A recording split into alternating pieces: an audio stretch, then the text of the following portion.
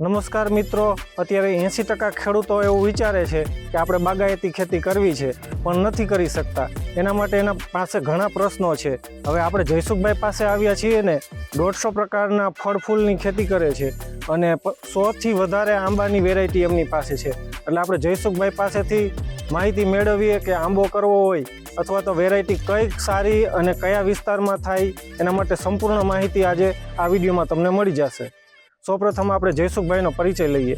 જયસુખભાઈ, તમારો પરિચય આપો.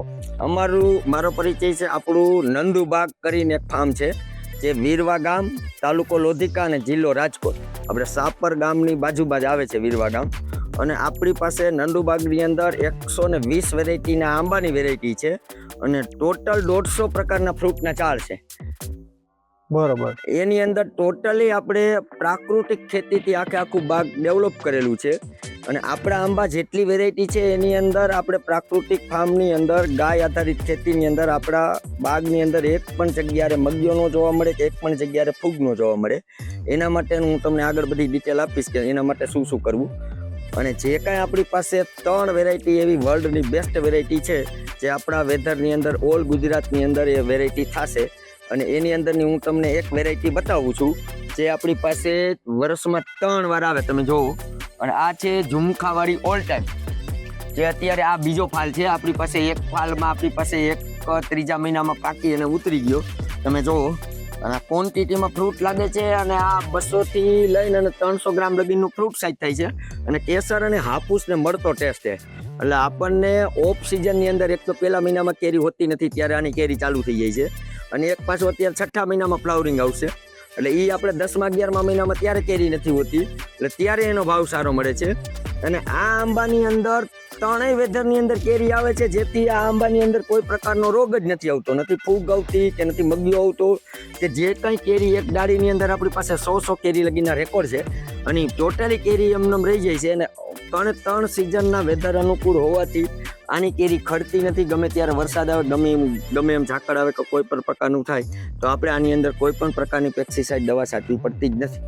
જયસુખભાઈ, તમે બાગાયતી માટે ઓલી ઝુમખાવાળી વેરાયટી તો બતાવી, બરોબર, પણ આપણે સૌથી સારું ઉત્પાદન અને સારી આવક થાય ને એવી કઈ વેરાયટી? એવી આપણી પાસે એક તમને હું ઇન્ટ્રોડક્શન આપું. INS વૈજ્ઞાનિકો દ્વારા વિકસિત કરેલી વેરાયટી, બરોબર. આ છે આપણી પાસે અરુણિમા મેંગો. જે અરુણિમા મેંગો આપણા વૈજ્ઞાનિકોએ શોધ કરેલી વેરાયટી છે. આમ્રપાલી અને સેન્સેશનના સંક્રમણથી બનાવેલી વેરાયટી છે.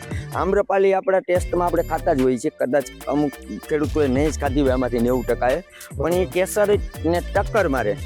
કેસરનું કાંઈ ન હવે. બીજા નંબરમાં સેન્સેશન એક વિદેશી વેરાયટી છે જે અને ચોમાસાની ઋતુમાં એ વેરાયટીને કાંઈ થતું નથી. એટલે ચોમાસાની ઋતુવાળી અને આપણી આ આમ્રપાલી એના સંક્રમણથી બનાવેલી હોવાથી 8માથી લઈને અને 9મા મહિનામાં કેરી પાકે છે, જ્યારે માર્કેટની અંદર કેરી હોતી નથી. અને આ કેરીની સાઇઝ આપણે ક્વોન્ટિટીમાં એક ડાળીમાં 1 થી 2 જ કેરી રહે છે, પણ 600 ગ્રામની આજુબાજુનું ફ્રૂટ સાઇઝ થાય છે અને લાલ કલરમાં થાય છે.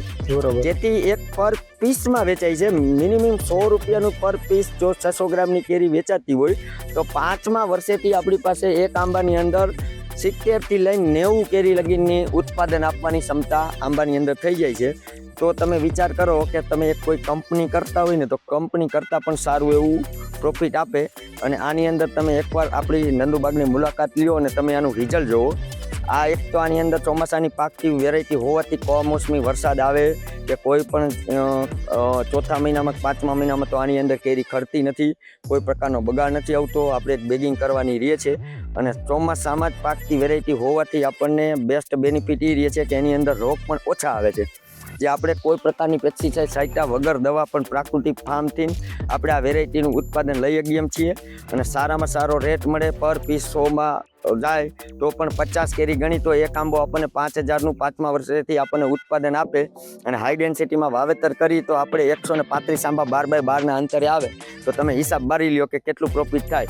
અને દર વર્ષે ફ્રૂટિંગ આપી 100% ગેરંટી સાથે જ આ વેરાયટી છે આપણી INS વૈજ્ઞાનિકો દ્વારા વિકસિત કરેલી વેરાયટી છે. અને બોની સાઈડમાં આંબા થાય છે, એટલે આને વાવાઝોડાની પણ બહુ અસર થતી નથી. એટલે કોઈ પણ ભાઈઓને બાગબાની કરવી હોય તો ઓલ ટાઈમ ન કરવી હોય. અને બીજા નંબરે આનું ઉત્પાદન છે અને જબરજસ્ત ટેસ્ટ અને માર્કેટમાં ખૂબ ડિમાન્ડ. કે કોઈ પ્રકારની કેરી ન હોય ત્યારે જ આની કેરી પાકે છે અને આની સેલ્ફ લાઈફ સારી છે. આ જે કેરી આંબે પાકેલી ઉતારેલી 20 દિવસ લગીને આપણે ઘરે નોર્મલ ટેમ્પરેચરમાં રાખવાથી આ કેરી બગડતી નથી, એટલે એક્સપોર્ટ કરવા માટેની પણ બેસ્ટ વેરાયટી છે. જયસુખભાઈ, આ કેરી કઈ ખાસ લાગે છે? આ કેરીની શું વિશેષતા છે? આ કેરી રહીને આ જાપાનીઝ કિંગ ઓફ ચકાપતા છે, એટલે કિંગ કહેવાય જાપાનની. અને આ 800 ગ્રામ થી લઈને અને 1 કિલોની કેરી થાય છે. બરોબર. અને 7મા મહિનાથી 8મા મહિનામાં હાર્વેસ્ટિંગ થાય છે. અને આપણે આંબે પાકી ગયા પછી ઘરમાં ઉતારીને મૂકી દેવાની, આની માથેની ચામડી સુકાઈ જાય પણ કેરી બગડશે નહીં. બરોબર. એટલે બેસ્ટમાં બેસ્ટ આનું અને અદ્ભુત ટેસ્ટ છે. આપણે ટૂંકમાં 2 વર્ષ ત્યાં ખાઈ છીએ, આના જેટલી કોઈમાં ટેસ્ટમાં આપણને કોઈ ભાવ્યું જ નથી. બરોબર. અને આખી જો તમે એક પર્પલ કલરની પેલા અત્યારે કેરી થાય પછી આખી લાલ કેરી થઈ જશે પાકવા ટાણે, અને જબરજસ્ત આઈટમ છે. આ પણ હરેક ડાળીમાં ફ્રૂટિંગ આપે છે. આપણે જો આ 2 વર્ષનો જ આંબો છે તોય પણ 5-6 ફ્રૂટ આવ્યા છે. આપણી પાસે બીજા પણ નોખા નોખા આંબા છે, મોટા પણ આની સાઈઝમાં આપણી પાસે આંબા છે.